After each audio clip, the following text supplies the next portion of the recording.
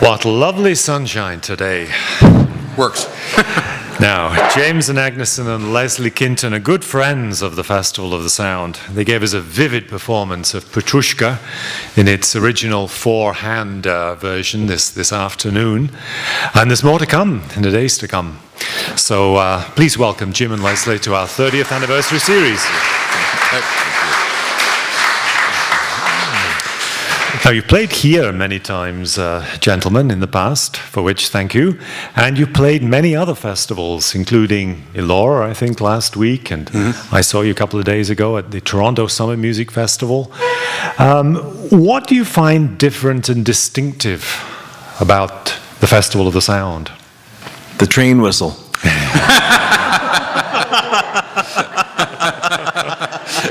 We don't get it in the middle of concerts anymore the way we used to at the old festival hall. But it was that's a. So you're nostalgic. Well, but you know, from my standpoint, it's obviously all the festivals. It's the music making, but added to that is the camaraderie. We see colleagues and friends that we just don't see all year, and then you combine that with a setting. It's as close to a working vacation as you can get. I think there's also, for me, there's an informality.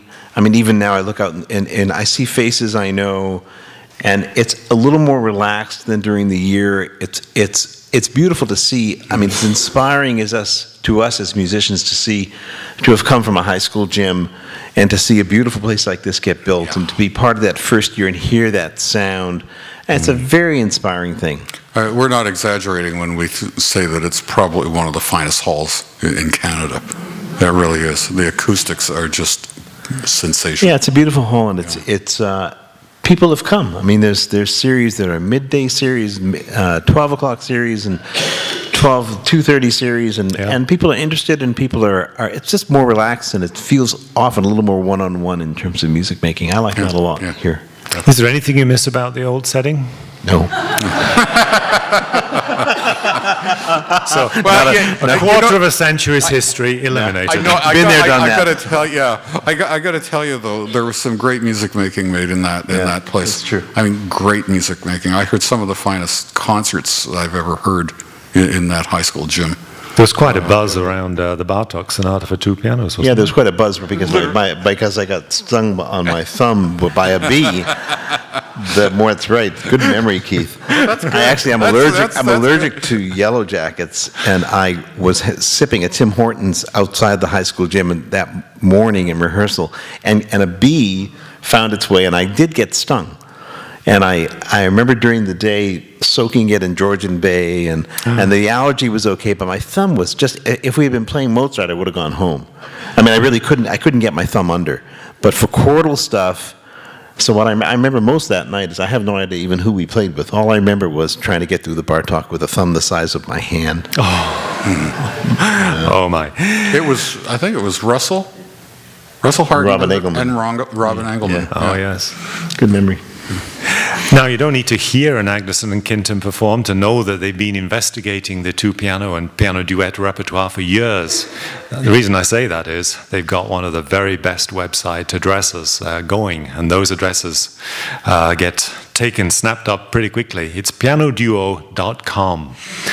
So, such a good address. Now, we were so lucky. Yeah. But you were there in the pioneering days. Yeah. When was your duo, Anagnoson and Kinton, founded? When did you start? That's the exact. We usually put the exact the first year as 1976 because that was when we did our first European tour in January. But our first rehearsal was in the basement of the conservatory 2 months after my daughter was born. She's not here, is she? In 1974. So as a group, we always say chamber music really should come down to you play with a group because they click. So in all the years of teaching, I've taught many chamber groups, but I've taught one piano duo that also clicked. And Leslie and I clicked. We sat down and we played together. Yeah, it's dumb luck. And everything after that, has been tremendous amount of commitment, moving to Toronto for a career that you're not sure, a piano duo, there is a career, is there repertoire that will really stimulate you? So after that, there's a lot of growth, a lot of commitment, a lot of tenacity. And I was thinking the other night, we played in Toronto Tuesday night. We played pretty well on Tuesday night. I think we played better. I mean, I think we're playing better than we ever have. And what I was thinking, I mean, I know we are. I know we're more confident. I know we're better players. But what's interesting is the group, it occurred to me, is that it's one thing for one person to grow as they go through a course of a career. But it's really unusual that we each will be parallel tracking that, because we really have. And that's I mean, I think that's kind of amazing. I think we're kind of very lucky. Very lucky. Yeah. I mean, when I said dumb luck, it was partly tongue-in-cheek, but there's a certain truth to that. You either can play with somebody or you can't. You're on the same wavelength or you're not. And if you don't start with that ability to play in sync, it's a hard row to hoe to create a viable chamber ensemble. And so, I mean, and after we realized we could play together, we spent hours and hours and hours doing 1/10 tempo, practicing even out of rhythm, just to hear every single vertical chord together and blend it. So, you know. Yeah, we went looking for a sound. Yeah, the sound was the first thing that we started with. And we really didn't, it's not like there was a sound that we all know as a two-piano sound. Yeah. It's not like a string quartet.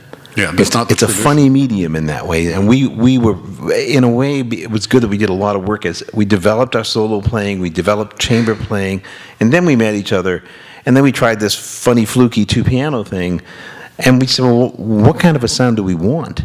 And when we first got together, there was no intent to make a career out of it. I mean, we loved it, but we played at the Eastman School of Music, and Jim's teacher at the time, earlier, was Eugene List, and a great pianist, and he took us to his house for a reception, and he sat us down and he said, you guys have to do this professionally. And we responded, huh? I mean, it was the last thing that, and he just, he became our mentor, really, and guide.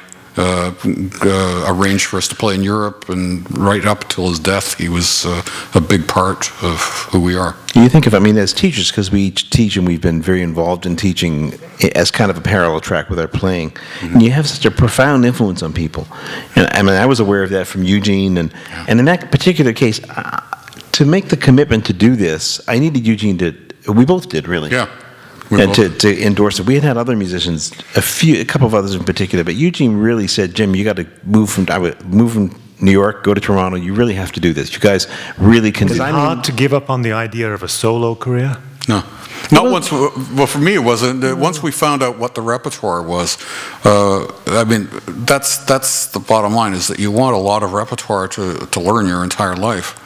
Yeah, we also weren't 18. We've been playing a lot of solo. I mean, played a lot of solo. That's a prerequisite. You have to have your act together as soloists first. And I don't think we thought of it as giving up. I didn't think of it as giving up on anything. We both do solo stuff. We do chamber stuff, but it was. But it did end up. I mean, we ended up playing a lot more than I think we thought we would play. Yeah. I mean, we had the ultimate gift. We got to go on the road, take the show on the road, and play every night in different places, and they pay you money to do it. I was like, are you kidding? and the learning curve of doing a piece like the Mozart 2 Piano Sonata, what, 400 or 500 times? Yeah. I mean, there's no other way to get to know a piece like a masterpiece like that. But for me, the big thing was when we found out what the repertoire was, because it's a fraction of the solo repertoire, but that's like a fraction of infinity. So, you know, I mean, there's way more than we will ever learn. What about the nature of the duo repertoire, both two pianos and piano duet, that has really kept you interested and, you know, working so hard and so effectively, you know, for if I could answer the first part of that, and Jim pick it up, the prerequisite, absolute prerequisite, is the quality of the music. Yeah. Okay. That's it. That's the answer. Every great composer wrote at least one of their greatest works either for piano duet or for two pianos. So, and in the case of Schubert, you've got 4 volumes of piano duets. So Mozart only wrote one two-piano sonata, but it's such a great sonata. It's one of his great works. And it's so difficult. The Brahms Haydn variations, which we're playing tomorrow, is acknowledged by a lot of Brahms scholars as being probably one of his great works. Not one of his great two-piano works, one of his great works. So those pieces are lifelong journeys. And I mean, the Mozart we play, I mean, Tuesday night really, I think, was one of our best Mozarts. I think I've often remembered, I was at Juilliard at the same time as Emmanuel Axe. Manny was, at that time, going to Columbia as well as Juilliard because he didn't know if he could make it in music. And I think he did.